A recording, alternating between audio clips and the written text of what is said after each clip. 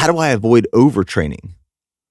Again, I think this is an issue because a lot of people think that if you're lifting and you start incorporating running, it is twice as much time, volume, and work. And if you're running and you want to start lifting, it is 2 times as much as you were previously doing. They work both ways. But the reality is, it's not twice as much work. You might be pulling back time and energy from one style of training to add another style of training. So if you are historically a weightlifter and you want to start running, maybe you were previously lifting 6 days a week. You pull your lifting sessions down to 3 or 4 days a week, and then you add 2 to 4 runs per week. So overall volume is probably going to increase a little bit, but it's not twice as much work right from the get-go. You might build into that. So some ways to avoid overtraining. Previously, we talked about autoregulation. I've always been a big fan and advocate of autoregulation ever since I found out about it. And what autoregulation is, it's the ability to manipulate and change your training based off of how you're feeling in current present time. So a lot of people will train based off of a schedule that's laid out for that week, that month, that cycle. It's like Monday, I know I'm doing this. Tuesday, I know I'm doing this. Wednesday, I know I'm doing this. So on and so forth. But what autoregulation does, and the way that I approach autoregulation, is I will have my goals for the week or even my goals for the month in terms of my strength training workouts that I want to do and the amount of running that I want to do.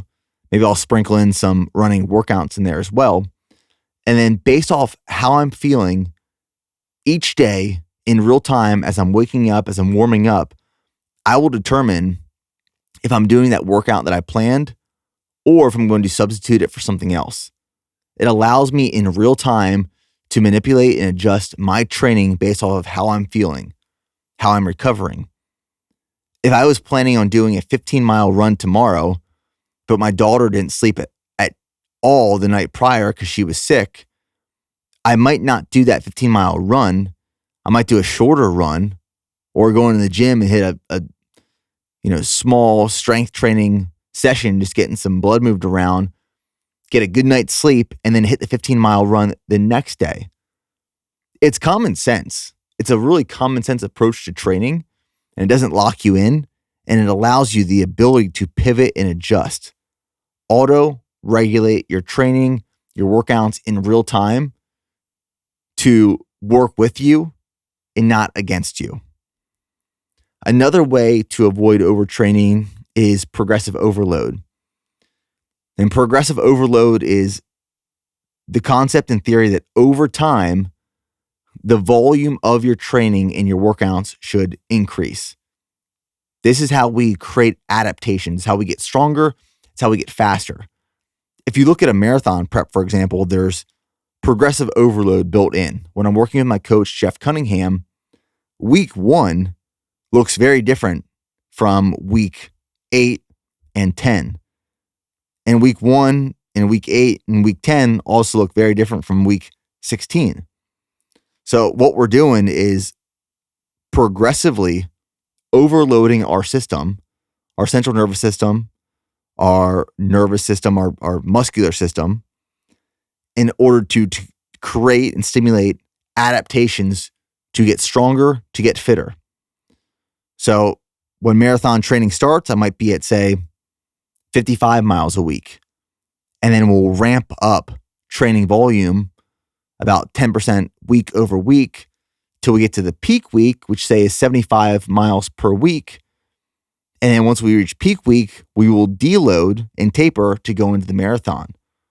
But if we went right into 75 miles a week, starting week 1, I might burn out. I might be overtrained. I might get injured and hurt. We want to build into that. And that's what progressive overload is. It's applicable to strength training and endurance training. When you go into the gym, you might start by hitting 20 total sets for a workout. And over weeks and months, you get to a point where you're doing 40 total sets per workout. And the weight's increasing, the volume is increasing. We're progressively overloading over time to stimulate an adaptation of growth. And this is, again, not just applied to fitness or running or lifting. You can apply progressive overload to every part of your life. Truly, every part of your life. Another way to avoid overtraining is by fueling properly. It's by consuming the right types of food and amounts of food so you can show up for your workouts fueled. And there's something that I said this past week that resonated with a lot of people. We sent it out in an email, actually. So when we launched the Mixberry Go Gel, that was yesterday at the time of this recording. We launched the Mixberry Go Gel yesterday. We sent out an email. And the end of that email, it said that once you train fueled, you will never train fasted. Once you train fueled, you will never train fasted. Training fasted means that you have no fuel source readily available in your body. And the thought process back in the day that there was a benefit to training fasted because it would tap into your fat stores and it was more efficient at burning body fat and you would get leaner because your body would utilize stored fat as a fuel source. That theory is correct. But in reality, there is more benefit to training in a fueled state because you can have greater output and greater performance overall. So it's better to train fueled as opposed to training fasted. You will get more out of your workouts. You will get more out of your performance. You will get greater body composition adaptations, change, and growth by training in a fueled state as opposed to a fasted state. This means having readily accessible glucose or carbohydrates in your body. This means having your muscle and liver glycogen topped off. Fueling doesn't just start 30 minutes before a workout does. That's part of it. But fueling starts 1, 2, 3 days before the workout. You're going to get the most out of your workout by the fuel that you've consumed the days leading up to. And I've talked about this many times before, but as high-performing individuals, athletes, people who enjoy athletic endeavors and hobbies, we are going to perform better at higher intensity activities when our muscle glycogen is topped off. Our muscle glycogen is how our muscles, how our body stores carbohydrate. And we can pull from those stored forms of carbohydrate during exercise as a long-term fuel source. The fuel that you consume 20, 30, 60 minutes before a workout, like before my run, I consume a Go Bar or a Go Gel or G1M Sport.